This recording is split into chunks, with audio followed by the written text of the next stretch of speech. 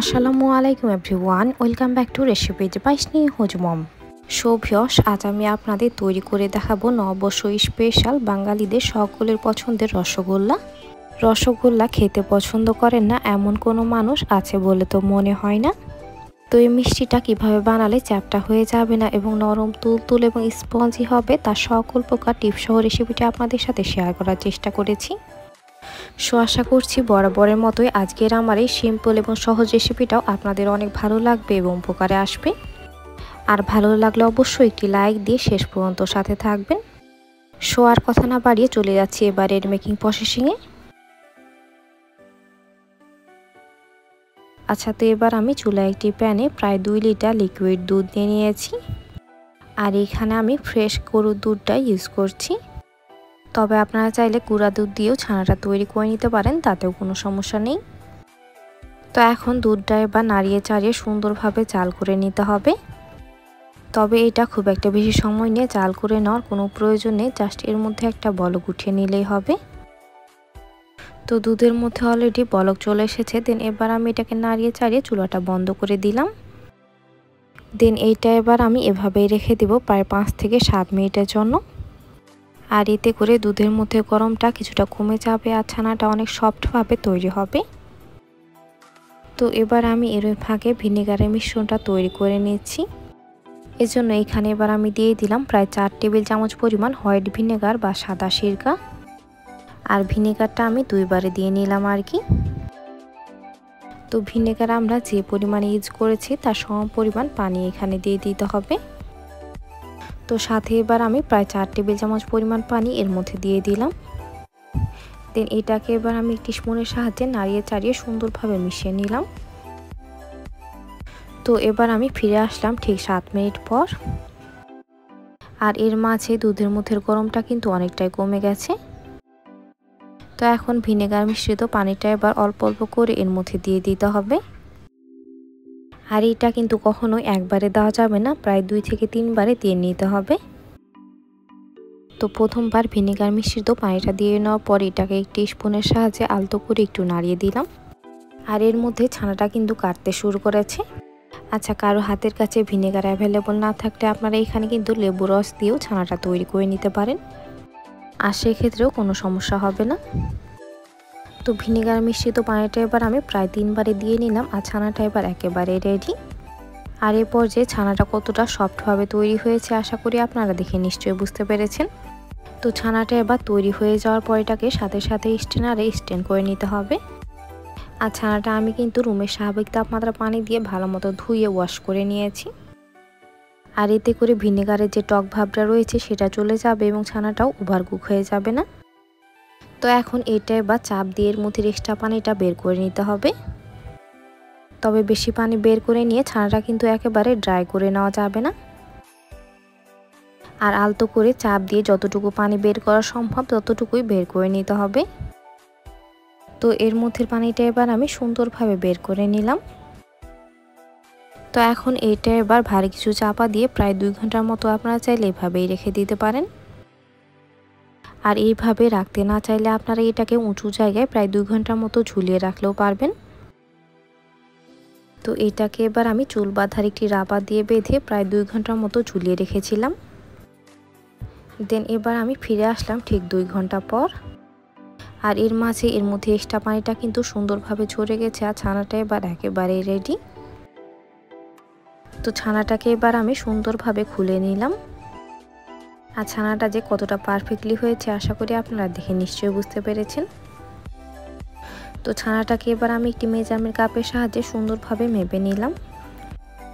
আর ছানাটা কিন্তু মাপ করে নাও খুবই ইম্পর্টেন্ট, আর সেটা আমি আপনাদের সাথে পরে শেয়ার করব। তো এটা এবার আমি সুন্দরভাবে মাপ করে নিলাম। আর এখানে আমার প্রায় 2 কাপ পরিমাণ ছানা হয়েছে। তো এখন ছানাটা এবার হাতের তালুর সাহায্যে ডোলে ডোলে প্রায় 15 থেকে 20 মিনিটের মতো ভালো মতো মাখিয়ে নিতে হবে। আর এটা যত বেশি ভালো মতো মাখাবেন আপনার মিষ্টিগুলো ততটাই বেশি নরম তুলতুল এবং স্পঞ্জি হবে। তো এইটা এবার মাখিয়ে নেওয়ার একটা পর্যায়ে লক্ষ্য করবেন ছানার মধ্যে কিন্তু অনেকটাই দানাদার বা গুটি টাইপের অংশ থাকে। তো সেগুলো ভেঙে যাওয়ার আগে পর্যন্ত এটাকে একদম ভালো মতো মাখিয়ে নিতে হবে। আর এটা মাখিয়ে নেওয়ার সময় যখন দেখবেন তালুর নিচে আর কোনো গুটি বা দলা পেকে আসছে না, তখন বুঝবেন এটা একদম ভালো মতো মাখিয়ে নেওয়া হয়ে গেছে। তো সেমভাবে এবার আমি এটাকে প্রায় 10 মিনিটের মতো ভালো মতো মাখিয়ে নিলাম। আর আপনাদের সুবিধার জন্য এই অংশটা আমি সম্পূর্ণটাই রেখে দিয়েছি, জাস্ট একটু ফাস্ট করে দিয়েছি। তো এবার আমি এখানে দিয়ে দিলাম প্রায় হাফ চা চামচ পরিমাণ চিনি, সাথে এবার আমি দিয়ে দিলাম প্রায় হাফ চা চামচ পরিমাণ ময়দা, প্রায় হাফ চা চামচ পরিমাণ কর্নফ্লাওয়ার এবার আমি এখানে দিয়ে দিলাম। দোকানের মিষ্টির মতো খুব সুন্দর একটা স্মেল নিয়ে আসার জন্য এখানে এবার আমি দিয়ে দিলাম প্রায় 2 চিমটি এলাচের গুঁড়া। তো এবারে সবগুলো শুকনো উপকরণ এবার আমি ভালো মতো নাড়িয়ে চাড়িয়ে মিশিয়ে নিলাম। দেন সবগুলো শুকনো উপকরণ এবার ছানার সাথে মিশিয়ে এগুলোকে এবার আবারও প্রায় 10 মিনিটের মতো ভালো মতো মাখিয়ে নিতে হবে। সো ভিউয়ার্স, আপনারা যারা এতক্ষণ পর্যন্ত আমার ভিডিওটি দেখছেন অথচ আমার চ্যানেলটি সাবস্ক্রাইব করেননি, তারা অবশ্যই আমার চ্যানেলটি সাবস্ক্রাইব করে দিবেন এবং পাশে থাকা বেল আইকনে ক্লিক করে দিবেন আমার পরবর্তী ভিডিও নোটিফিকেশান সবার আগে পেতে। আর অলরেডি যারা সাবস্ক্রাইব করে ফেলেছেন তাদের জানাচ্ছি অসংখ্য ধন্যবাদ। তো ছানাটা এবার আমি আবারও প্রায় 10 মিনিটের মতো ভালো মতো মাখিয়ে নিলাম।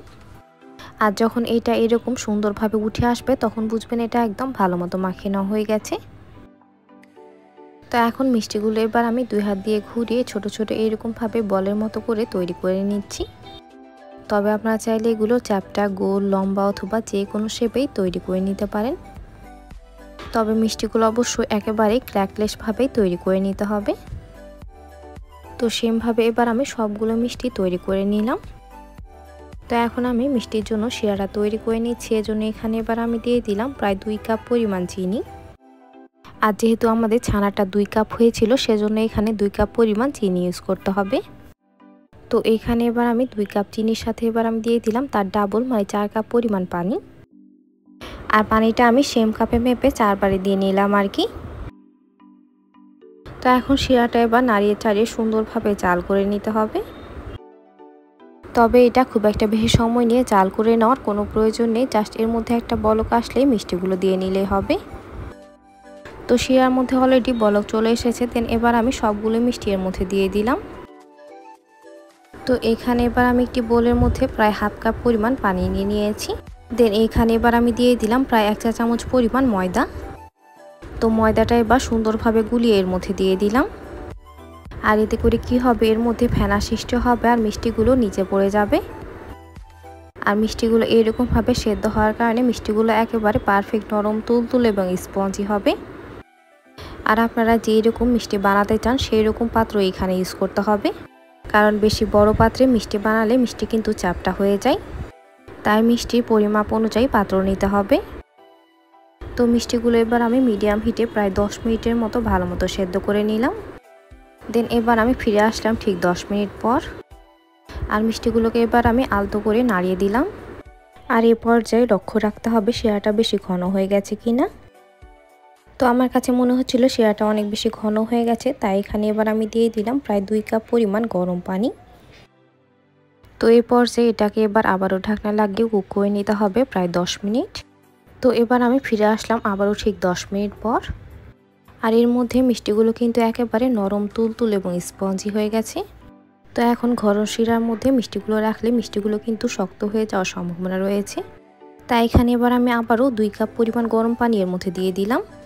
তো মিষ্টিগুলো এবার ঠান্ডা হয়ে যাওয়ার পর এগুলোকে এবার আমি সার্ভ করে নিলাম। সো এর মাঝে তৈরি হয়ে গেল অসম্ভব মজাদার নরম তুলতুলে সকলের পছন্দের রসগোল্লা। আর এগুলো কি পরিমাণ নরম, তুলতুলে এবং স্পঞ্জি হয়েছে আশা করি আপনারা দেখে নিশ্চয়ই বুঝতে পেরেছেন। সো ভিউয়ার্স, রেসিপিটি ভালো লাগলে বাসায় একবার অবশ্যই ট্রাই করবেন। সো আজকের মতো এখানে বিদায় নিচ্ছি। এতক্ষণ সাথে থাকার জন্য অসংখ্য ধন্যবাদ। আল্লাহ হাফেজ।